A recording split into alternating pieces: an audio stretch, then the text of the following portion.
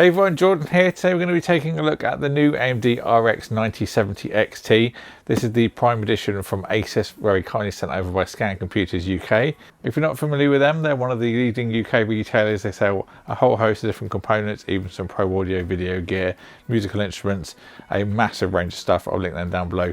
Big thanks to them for sending this out for me to look at. As I mentioned, this is the Prime model, so the ASUS Prime also is the OC model with 16GB of memory. Now it's worth noting that the Prime is going to be one of the more expensive models of the 9070 XT. It's going to be about $779, so a lot more than some other models. It is worth noting though that Scan will have MSRP cards available. I believe the Sapphire card is one of those. So yeah, there are cheaper options available by far. So inside the box we have got some documentation, looks like in here. Let's have a look. So yeah, thank you for purchasing an ASUS graphics card. We've got some other bits and bobs in there and a quick start guide. Then under that phone panel we have of course got the graphics card. No adapters or anything required for this, so there's nothing else in the box, just the trusty 8-pin connectors. Now I believe the Prime series is new, 450 series, and also this 9070 XT and also the non-XT. So I'm actually really keen to look at this. It's the first time I've actually looked at one in person, but it does look pretty cool so far. We have got a lot of pills to get rid of those, so let's do those now.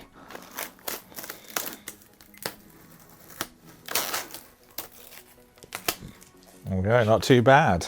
Fan ones.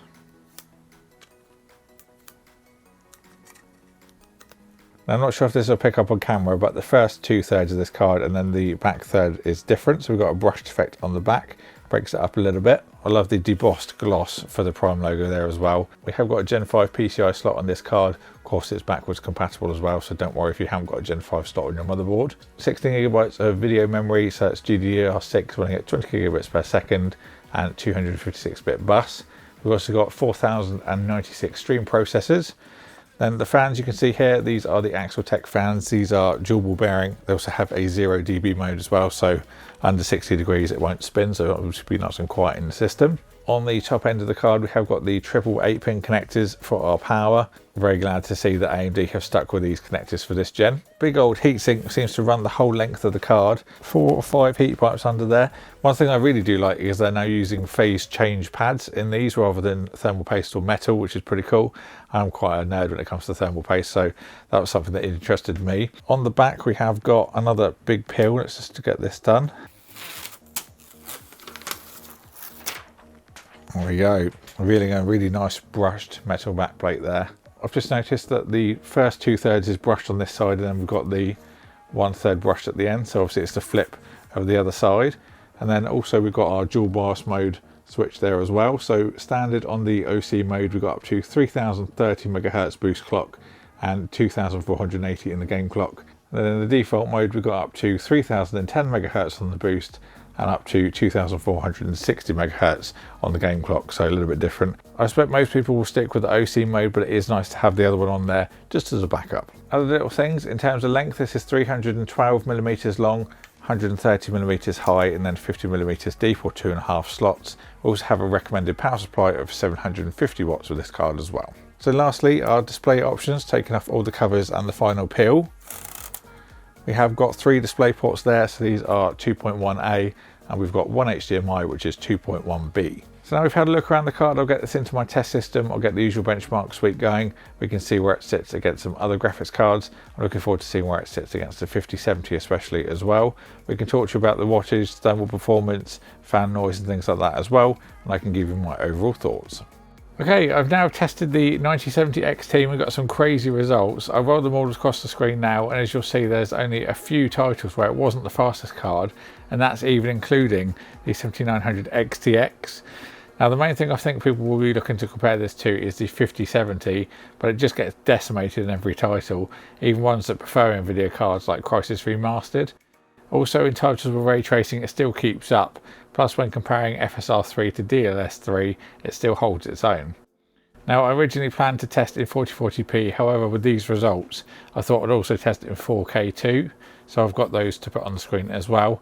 Here we can see it's got some great performance, but you could possibly run into some limitations with the amount of memory. Now it is worth mentioning that although it's very close to the 7900 XTX, I wouldn't say that it's a replacement for it, especially as throughout the testing there are a few titles that the XTX just excels at, Plus it does give more consistent results, especially with the 1% lows, although we could see that improve on the 9070 XT with a driver update. Also, additionally, the amount of memory that the XTX has is always a win for those using this for work, where the more RAM the better.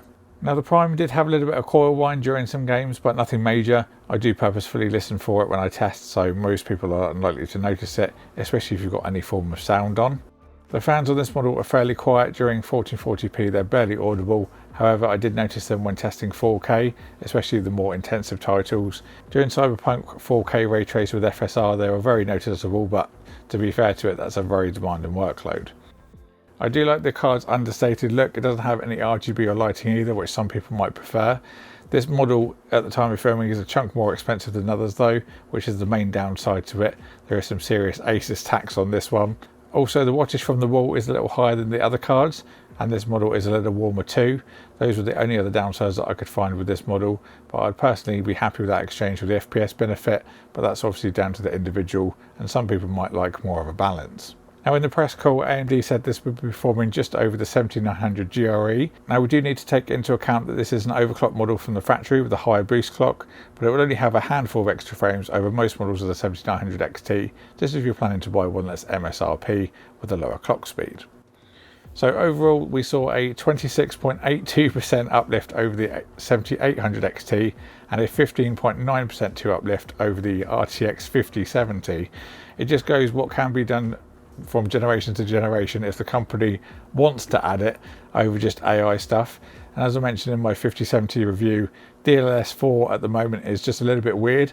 It gives some trails and moire effects that just aren't present when using DLSS 3. I was expecting this card to be sandwiched between the 7800 XT and the 7900 XTX, but for it to be right on the tail, if not a few FPS over the XTX, is shockingly good.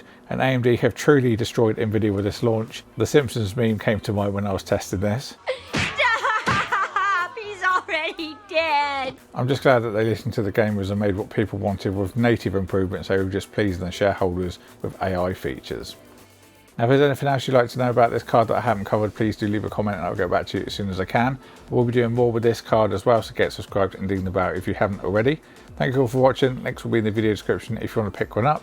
Thank you to Scan Computers for sending this out for me to review, and I'll see you all in the next one.